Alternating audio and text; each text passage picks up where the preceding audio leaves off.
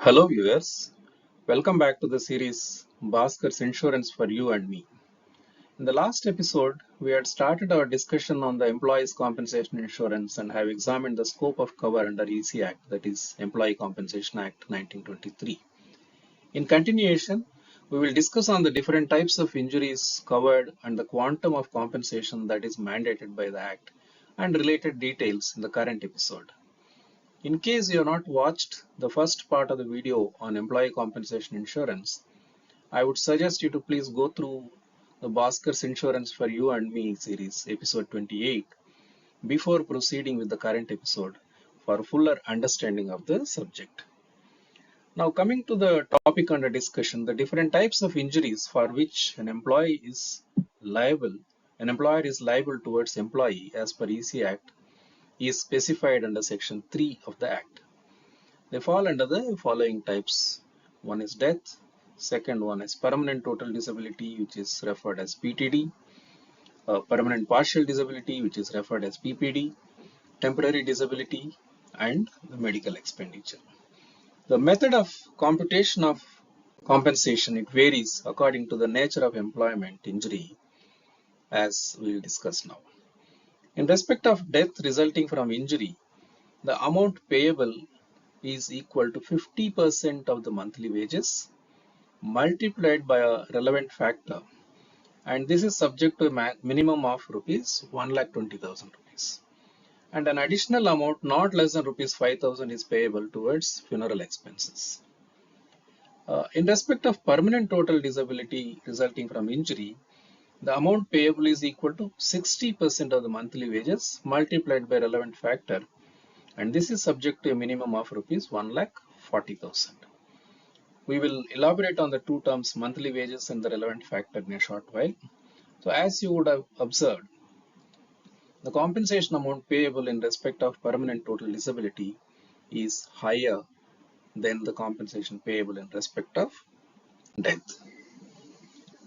In case of the permanent partial disability claims resulting from injury, the compensation amount depends on the loss of earning capacity relating to the kind of permanent disability.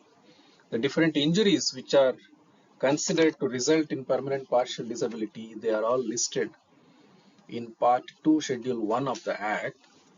And in respect of those injuries which are listed in the schedule, the compensation amount is computed as the compensation that would have been payable for a permanent total disability claim multiplied by the percentage of loss of earning capacity as specified in the Part 2 of Schedule 1 of the Act.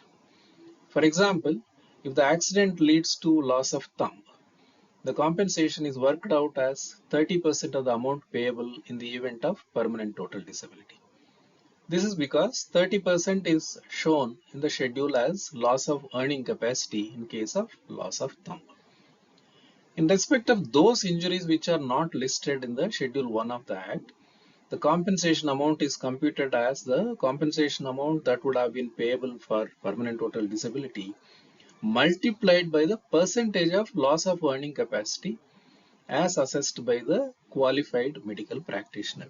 So, for those injuries which are not listed in the schedule, the compensation amount depends on the percentage of loss of earning capacity as certified by the qualified medical practitioner.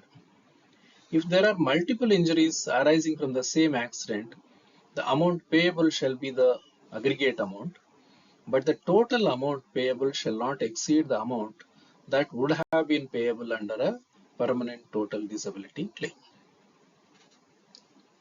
In respect of temporary disability resulting from injury, the compensation amount is a half monthly payment of 25% of monthly wages.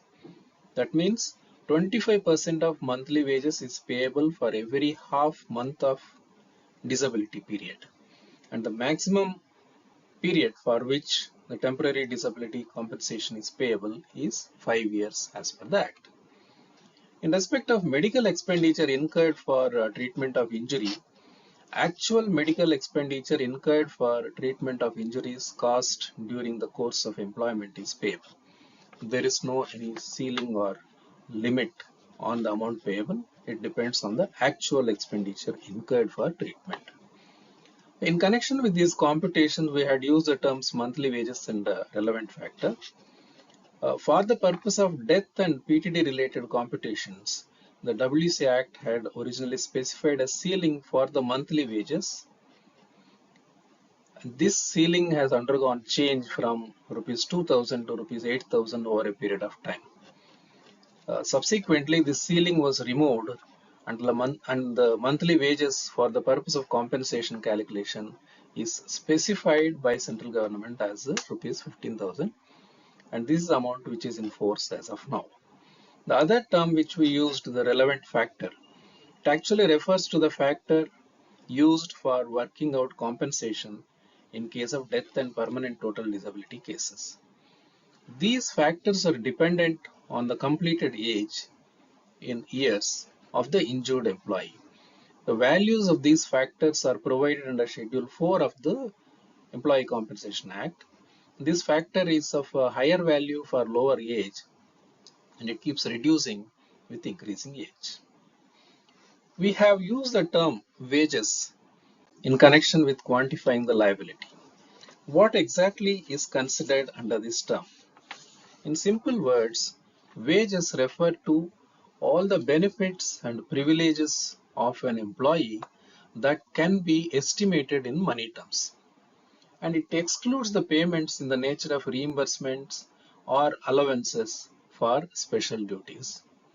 And it also refers to the amount deemed to be payable for a month's service. So the term wages used in WC Act refers to the monthly wage, and it includes all the benefits and privileges of an employee which can be estimated in money terms, and it excludes any payments in the nature of reimbursement or allowances for special duties. How is this wages amount calculated? The computation methods varies depending on the period of continuous service which the employee has put in. In cases where the employee was in the service of the employer for a continuous period of not less than 12 months, that is 12 months or more of continuous period of service, the monthly wages of the employee shall be 1/12 of the total wages which have fallen due for payment to him by the employer in the last 12 months. In case where the employee was in the service of the employer for a continuous period of less than 1 month, the monthly wages of the employee is the average monthly amount which during the 12 months immediately preceding the accident was being earned by an employee employed on the same work by the same employer, or if there was no such employee for same work, by an employee employed on similar work in the same locality.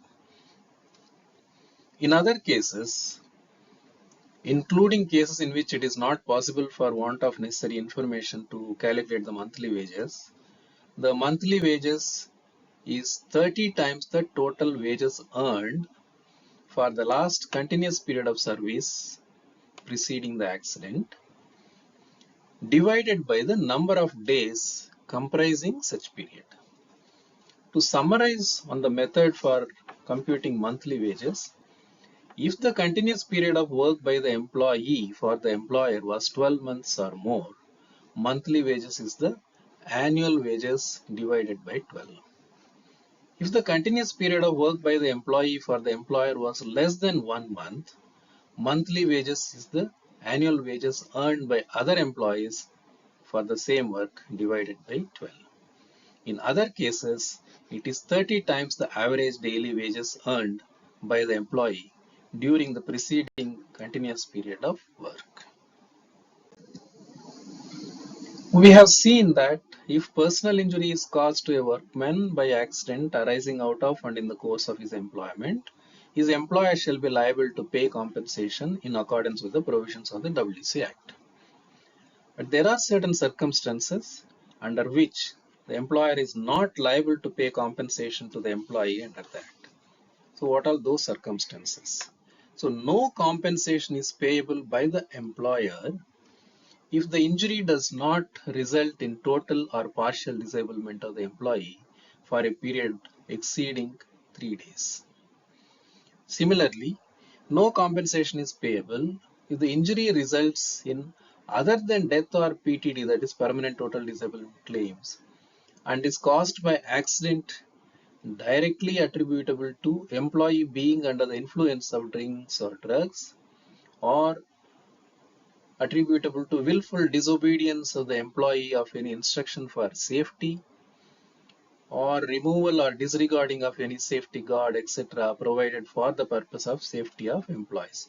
In other words, employer liability towards employee continues even in cases of the employee being under influence of drinks or drugs, or willfully disregarding the safety devices or measures, if the injury leads to death or PTD. In case the injury leads to other than death or PTD, then these exclusions would apply. It is important to note that this discussion so far has been only in respect of few important aspects of EC Act which are necessary for us to understand about employee compensation insurance policy. There are many other provisions in the Act which we are not discussing here. So in the last two videos, we having understood about the EC Act, we will examine how these liabilities are getting included under insurance by taking a employee compensation insurance policy in our next episode. Until then, bye from Bhaskar.